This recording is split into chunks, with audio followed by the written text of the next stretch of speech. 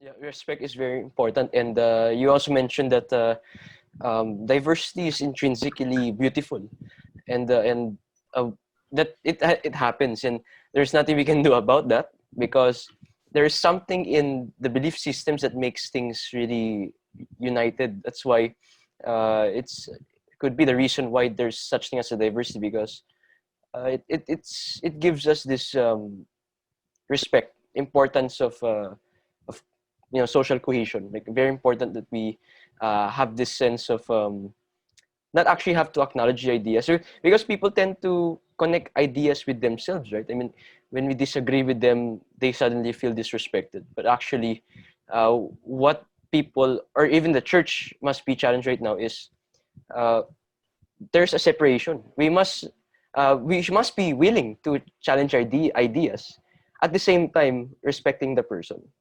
And that's so far I believe the one of the main issues of how Christians should interact. And with that, Mr. Jacob, you mentioned that we must learn how to articulate Jesus Christ in the field. You cited NT, right? I'm just curious, Mr. Jacob, because the next question is quite relevant because it says here, how is Jesus different among all gods? If we ought to articulate Jesus, uh, what should be our understanding of Jesus first among all diversity for us to Uh, articulate? Yeah. um, uh, just to maybe I should interview you, Carl, because you brought out a very amazing point here Oh, about separating ideas from people. And that's such an important thing that we do. That ideas are not people, or the people who have ideas, they're not the same thing. And so we must be able to look into ideas critically, be able to analyze them critically. But that does not mean that we are condemning the person. And that is something that is very prevalent, not just among religious people, but highly within the secular world, that they think their ideas or their belief systems is them. So if we they place their identity on their belief system, and so the minute you touch on that, they can't take it. And so there always has to be a separation where we can critique ideas, we can critique, where we can look into these ideas, but that does not mean that we are condemning or attacking the person in any way. And yes. so that's a very important point. Thanks for bringing that out, Carl. In terms of your question about, well, I can tell you why I follow Jesus Christ. Right? Why is Jesus Christ? I have not studied all the religions that are there out there, though I know something about Hinduism because this is where I'm from. It's also my research, and I study Hinduism deeply to understand, to help understand what brought this civilization to these belief system. Why is it for more than 2,000 years that people are able to hold on to these stories and belief system? And I'm able to look at it with a lot of respect and a lot of value in that. Um, One of the things that draws me to Christ is the fact that he was a historical figure, and that's a different facet that you have from many Eastern religious thought. A lot of Eastern religious thought works within the domain of myths and philosophies. Now, not that those things are wrong. Uh, they have absolute value, and in fact, the Bible has a lot of those, stories as well as a deep philosophical nugget. But the Christian revelation is that word has become flesh. That those ideas, that what God is, which can only be articulated. And so religion always tries to move away from the physical world, away from the what uh, transient world or the temporal world, into the world beyond, the world outside senses, and tries to articulate it. So religion, and so all religions are doing that. Hinduism is doing that. It's trying to look at a world beyond the temporary world to the eternal world. And how do we articulate that eternal world into the temporary world? So scholars and thinkers philosophize on it, but most human beings aren't inclined to philosophy, but they are inclined to stories. So then you have stories, which is a way of making these philosophies more accessible to human thinking and human mind. All right, because stories have a way of being able to convey a philosophy without telling it as philosophy. All right, and so in that way, what draws me to Christ, all right, and when you look at it within the context of who Jesus was and within the Jewish world and how he came out of it, it is what John says is that word, okay, that thought of God which is eternal, which is there, okay, which was God in that sense, as much as we can apprehend God, has become flesh, has embodied the human dimension, has come into a human being and has revealed himself into the world in and through a human being, Jesus. And for me, that is the turning point of history. That is the crux of history. If a human being, Jesus Christ, is able to embody who God is able to come down to us in a form that we can understand, then all our search for God all stops and starts at Jesus Christ. Because if we are human beings, then God, if a human being has revealed God to us, then he is the one in and through whom we come to God. And it's not a story. It's not just a nice, fascinating story that, and um, like myths are filled with stories, just stories about what God can look like, what that hero would look like. But the Christian faith is that it was historical, that he lived during the time of Pontius Pilate. He lived during the time of Herod. He walked from Gethsemane. He walked into Galilee and he was baptized.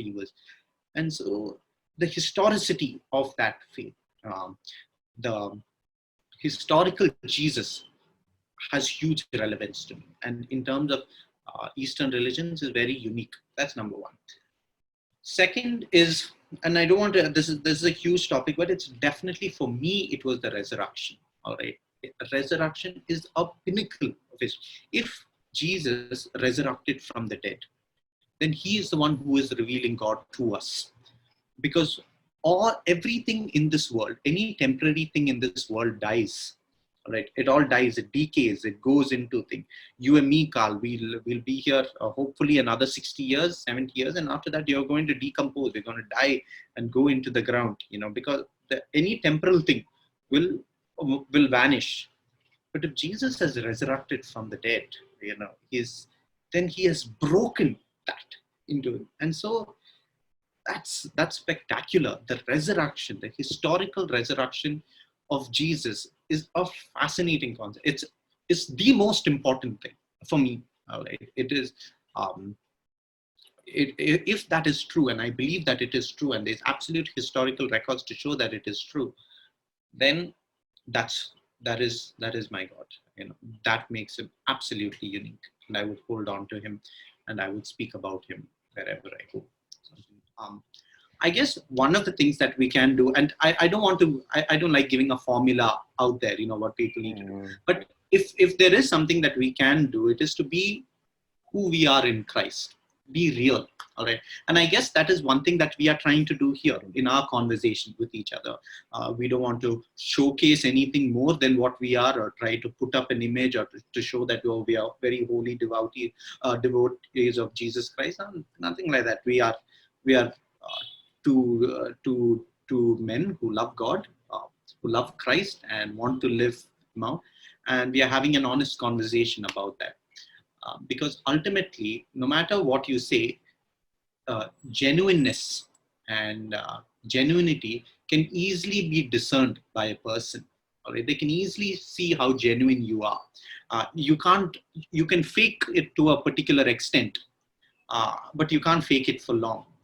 And I think ultimately what Christ wants us to be is to be real people, is to be real in the sense of that, yeah, we love Christ, we are given our lives to him, but we are living this journey, and it's difficult. It's difficult. There's hardships here. Just because we are Christian doesn't mean everything is smooth sail. We struggle. We have our own issues. We are thinking through so many issues, but we are thinking it together as a community. And that's the beauty about Christians. It's the beauty of a Christian community. We have to be able to use it. One of the things that our world pushes us is to absolute individuality. That you are an individual, you're an absolute free thinker, just go on your thing. And it's true, we are individuals, we are free thinkers, just as you are an individual, I'm an individual. But as Christians, we are called to be together as a community. And we will wrestle with these ideas, and we will think together as a community. And so my first thing for Christians is to be able to look for communities, especially whichever local church, That is your first and foremost community that that is where God has put you. Be faithful to that community. Wrestle with these ideas in and through these communities, and then also look at the wider Christian uh, wider Christian circle, like what you're doing, interviewing people who have thought through these issues. Listen to them and then move that together. In terms of seekers, those who are seeking, if there's a person who's seeking in this video, I, as a Christian, would definitely point to the person of Jesus Christ. And I would want that seeker to investigate the person of Jesus Christ.